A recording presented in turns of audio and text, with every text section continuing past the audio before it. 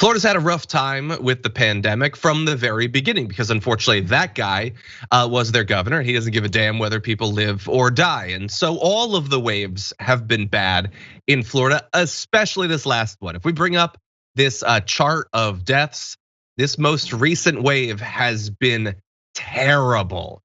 Despite, millions of people in the state getting vaccinated, their government hasn't really been leading, and so many people have died. Now, cases are beginning, it seems, to go down in Florida, but more waves could be coming. And there's been a new news update from Florida that implies to me that if it does, it's going to be just as bad as the past ones. Ron DeSantis has appointed a new state surgeon general. And well, what do we know about this surgeon general and whether him being appointed means that the state is going to be taking a different stance on the pandemic? Well, at the press conference yesterday to mark his appointment, Dr. Joseph Ladapo said, Florida will completely reject fear. Fear is done. Not COVID, mind you. COVID's not done. The pandemic is not done. Fear is not done. And I will say, we've said a version of this many times. I don't think he was that afraid of it before. Like, this doesn't actually mark a different stance. You guys haven't cared the whole time. So we're gonna get into a bunch of different specifics about this guy because he's a wackadoodle. But anyway, JR, what do you think so far? Well, fear is done, and we're gonna get into the fear parts of how he's approaching things because this is the way conservative approach is to things, especially when it comes to something like COVID. It's, hey, we'd have to make sure we direct people's fears towards things that benefit us. We can't have people afraid of something that doesn't benefit us. And many times we manufacture it ourselves. Again, which is why they come from this perspective of, hey, this whole COVID thing must be just a fear tactic because anything that affects so many people makes them make certain decisions about their lives to preserve it. Man, I wish we had that kind of power. That's what we like to do to people. It's like, if you're only in your own world and your only perspective is that you use things to scare people into voting for you, into supporting your bad policies for their lives. If that's the way you approach things, then of course you're gonna think everyone else approaches things that same way. So now fear is done. We gotta make sure fear is done. We're gonna see later exactly how they're still using fear, but even though he just said fear is done. Yeah, and even though I'm gonna guess that he's one of those who isn't as personally afraid, in part because Dr. Joseph Ladapo almost certainly has gotten the vaccine. He's not that concerned whether other people do, but I'm sure that he has. Now, he is a Harvard-trained doctor who was until recently a researcher at UCLA. So, those are perfectly fine credentials, one would think. However, he has also said many things. He is opposed to mask mandates and has said that getting vaccinated is a personal choice that individuals have to make. Quote, there is nothing special about them compared to any other preventive measure, he said about vaccines. Now that is just, at a certain point, a claim is so nonsensical, so untrue that you feel crazy for rebutting it, but that's just not true. Getting vaccinated obviously is special in comparison to other measures. It protects you at a very high rate, not just the chance that you will get COVID, but that you will get a serious case of it. And everybody knows that. Now, when asked at the press conference whether Florida should be promoting vaccines, he said there's been too much emphasis on that already. In Florida, where they're losing way more people in this surge than in past ones, he thinks they've been doing too much before. He says the state should be promoting good health and vaccination isn't the only path for that. It's been treated almost like a religion, and that's just senseless. Okay. I don't think that the government of Florida has treated it not just like a religion, but like a good idea even. And not to say that Ron DeSantis, by the way, really fast, not to say that Ron DeSantis has never said people should get vaccinated. And like he's been a little bit less hands off than like Donald Trump, for instance, where maybe Governor Abbott or something like that, as opposed to Donald Trump. But still, bringing this guy on is a signal that they have not only not learned anything from the first and the second waves, they want you to know mid-third wave that they haven't learned anything. Well, okay, so first off, I want to start with the Harvard training thing. He's a Harvard guy, right?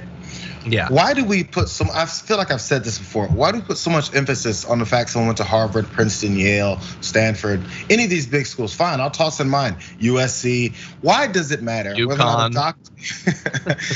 Why does it matter? But the thing is, we specifically focus on these Ivy League East Coast colleges. Why do we care if someone went to Harvard or Yale or Princeton and studied there?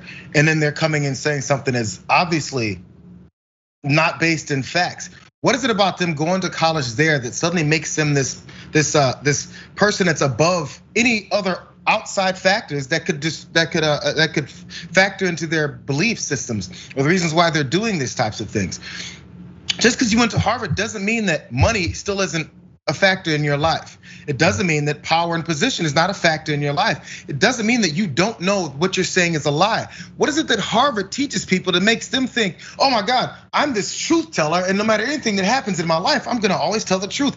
Is there some magic dust that flies over Harvard and when people walk in and they just don't lie anymore? They have no ambitions for money and power anymore? Because lying, as we can see here, gets you positions of power and money and influence. And that's a human nature thing that a lot of people just want. So as soon as you get accepted into Harvard, was he a piece of garbage in high school? And then when he went to Harvard, suddenly he's this like enlightened individual that isn't a liar anymore? What is it about Harvard? Like, can we get off of the Harvard and Princeton sucking up and act like, oh, he went to Harvard? I mean, he's lying, but he went to Harvard. Why? Well, look, the important thing on Big News Wednesdays is that we learn something new. And what we've learned is JR definitely got rejected from Harvard. And me too, I got rejected from Harvard. But anyway, I'm kidding. No, you're totally right. And we're gonna demonstrate how having been to Harvard does not prove that you're not a crazy person. The thing about Dr. Joseph Ladapo is that he has written a lot of op-eds. I would imagine during a pandemic, he'd have medical type stuff to be doing, but apparently he's got a lot of time for writing. I'll also point out, I went back, I Google searched for references to him going back many years. And he had an op-ed he wrote immediately after the 2016 election, where he was talking about how too many people were being mean to Trump supporters. So just bear that in mind. That said, here are some of the op-eds he has written. Back in September of 2020, he wrote an article called "How to Live with COVID, Not For It." So, give up. What he means is how to live with COVID and sustain the great COVID lord. He says in another one, let's all be honest about hydroxychloroquine. Evidence is more positive than many in the medical community admit. I love when you start off by saying, let's all be honest, and then you refuse to be. He wrote one in October saying masks are a distraction from the pandemic reality. What? An American epidemic of COVID mania. That was released the same day. That dude's busy. Are COVID vaccines riskier than advertised? He wrote back in June, probably looking for a spot on Tucker Carlson. Vaccine mandates can't stop COVID spread. That was just earlier this month. By the way, so those are all great. I found one that was from March 24th, 2020. So this is like a week or two into lockdowns, maybe. It says coronavirus pandemic. We were caught unprepared. It is too late for shutdowns to save us. He was saying that like 9 minutes into the pandemic. It's too late, give up. There's no point to any of this. So like it's one thing if in September, October, he's like, no, the masks won't save you, forget the vaccines. By the way, he has written positively about ivermectin, so check that off on your wackadoodle bingo. He was immediately surrendering to the pandemic. Like we joke about this a lot, but what would it look like if you honestly worshiped COVID as your Lord and Savior and you just wanted it to be strong, you wanted it to be fed, you want to just shovel people into its maw day after day? I would argue it would look kind of like this. Well, that's the way it works. That's the way they approach these things. Again, there's alternative reasons why they're doing these things. He doesn't believe in any of this stuff. He's Harvard educated, so he doesn't believe in all this stuff. You mean something? It means a lot. So we're talking about, remember earlier, so what'll happen a lot of times, you'll always get these conflicts of arguments that they'll have, because if you don't have a cohesive argument that makes any sense for the end game of what you're proposing, you're gonna hit some road bumps here. So he said, remember earlier, he said fear, it's over, we're done with fear. But this headline says, are COVID vaccines riskier than advertised? That would induce some fear in people. Vaccine mandates can't stop COVID spread. Oh my God, I shouldn't get the vaccine because it can't stop the spread anyway. These sound like fear tactics to me. It's weird how suddenly fear is gone until I need it for my agenda and my objectives here to make sure people continue down the same road. Now that whole thing about in March of 2020 when he was already giving up, that was again based in the reason they want to keep things open is for more money, for more flow to the businesses and stuff that they want to have open, and people dying as a result of it. Okay, money though. These are one of the objectives that they have here.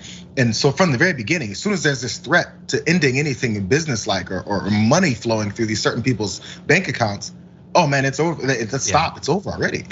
Yeah, look, I think those sorts of economic concerns have driven a lot of politicians and not just Republicans. I think Democrats, wanting everyone to get immunized isn't totally disconnected from wanting the economy to be up and running once again. But I would argue at least that seems like it might work. You cannot just pretend that this doesn't exist.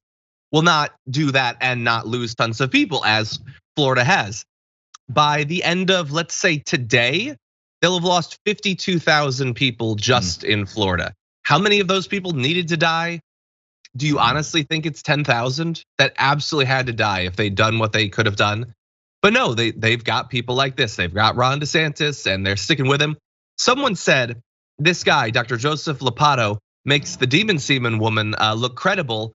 Well, do you think there's not a connection there? Because I found one. He actually spoke right before her at the thing that you're thinking of when she gave that speech and suddenly became, a national figure briefly, and we all figured out how crazy she was. He was the lead in speech for her at that. Harvard educated. But anyway, really fast, I also want to let you know is we've been sort of speculating about what effect him being the Surgeon General might have, or what signals it might send about Florida's commitment to doing more when it comes to COVID. Well, you should bear in mind that back in October 2020, Ladapo boasted about his support for the so-called Great Barrington Declaration that endorsed protections for the elderly and those with compromised immune systems, while simultaneously arguing that the authorities should pursue herd immunity by allowing the deadly virus to spread untrammeled. Man, that word doesn't get enough play through the rest of the population. So it wasn't just, I'm not just speculating that on March 24th he wanted to give up. His actual stance is, let's just let people get COVID. And so that was back in October. So when you see all these op-eds that are saying masks won't really save you, or do you really need to get vaccinated? Bear in mind, this guy wants you to get COVID. That is his strategy. Let it spread. Some will die, sure, tons needlessly, but then eventually there'll be some fraction of our population left, and then we'll be back to normal. That is actually a plan that he signed on to. Remember all the criticism we made of people like Donald Trump and Scott Atlas? Ladapo is one of those people.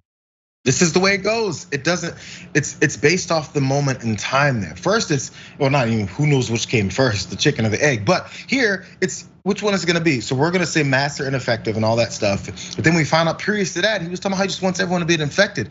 These two things can't be part of your argument if you're trying to tell people the direct best way to go. Either you're completely honest with them and you say, this is what I want. Your grandmother might die, your brother might die, your uncle might die, you might die, but that's for the greater good because it's just we're going to go with this herd immunity thing. You notice whenever they pitch the herd immunity stuff, they never say it directly to the person they're talking to. Hey, so you're probably going to die, so that's okay. And most people will be like, no, because their thought is hey, let's go with this herd immunity thing because I'm not going to die. Yeah. All those other people are gonna die. We have this dismissal of other people's lives as long as it's not ours, and no one ever thinks it's gonna affect them. Yeah, we think we'll be fine. We're a nation that plays the lotto. Like we think the odds of great things happening to us are larger than they are, and bad things happening to us are lower than they are. Bad things happen, and 52,000 of those bad things have already happened in Florida. I have no idea where they'll end up. Are you sure that in a year we won't be doing a big news Wednesday about the 7th COVID surge and how it's once again taking like 300, 400 Floridians a day? Are you sure of that? I don't think that's gonna happen because eventually everyone will have gotten vaccinated or more likely gotten COVID, but I certainly don't rule it out as a possibility.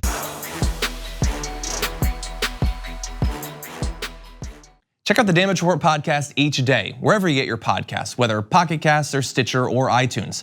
You can join me as I give you the news and stories you want, with a range of co-hosts and interview guests jumping in on the fun each day. Again, that's the Damage Report, wherever you get your podcasts. And if you get them at iTunes, don't forget to rate and review. Sometimes I'll read them live on the show.